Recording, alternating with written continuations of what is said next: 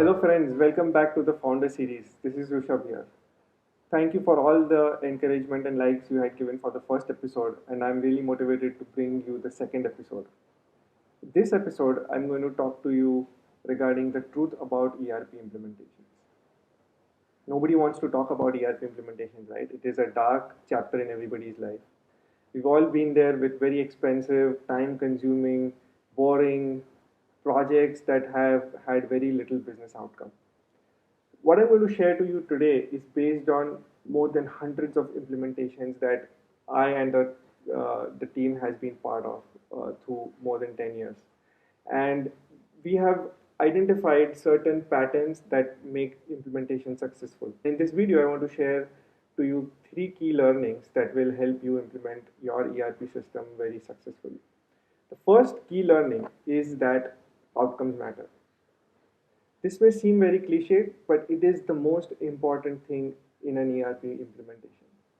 The organization exists today without an ERP system and it faces certain problems. And we have to imagine that given that an ERP system exists, how those problems will suddenly go away and how our life gets better. So, what is a typical trigger for implementing an ERP system? I think the number one trigger is growth. There is a point when the current way of working in an organization becomes not does not serve the organization anymore.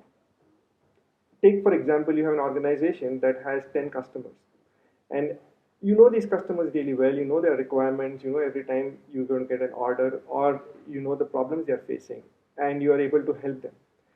But suddenly, the same organization grows to 100 customers. And now, all the one on one relationships that the customer facing people had with these customers is suddenly spread over 100 people. And it is really hard for the same systems to scale up. At this point, you need standardized way of capturing customer requirements to ensuring that they are being fulfilled, and also keeping track of customer feedback and the problems they are facing with your products.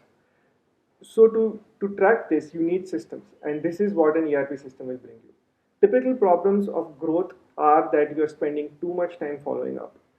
You don't have information when you need it for taking decisions. You are not aware of the problems your customers are facing, or even your colleagues are facing, and you and too much time is also spent in collecting information from various spreadsheets that every person in the organization is maintaining to even get a meaningful understanding of where you are currently. And we have to understand that once we have an ERP system, we're going to have information about customer requirements, about supply chain statuses, about customer feedback, all on our fingertips. This outcome is really what should drive the ERP, and we should always remember this. And enough time has to be spent upfront to talk about these outcomes and document them. The second most important aspect is getting good consulting for an ERP system.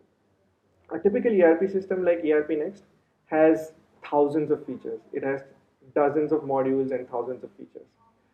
And it is very easy to get lost in implementing these features.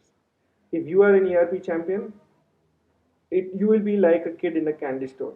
You want to implement this, you want to implement that, you want Slack integration, you want Google integration, you want so many things, right? And then we suddenly forget where we are really headed.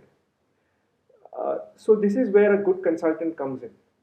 You can consider a good consultant as a mapping as a map service that you have, right? So if you're going from point A to point B without a good map, you are bound to get lost in the various paths and ultimately not reach your destination. A good consultant is a dispassionate outsider. If you are a part of an organization, people who are part of an organization are very passionate and emotional about everything they do, and sometimes are not able to think rationally in terms of what do they need to do to achieve their outcomes that they need. This is where a good consultant helps us. Our journey at Frappe has also been from building a good product to helping customers implement ERP Next.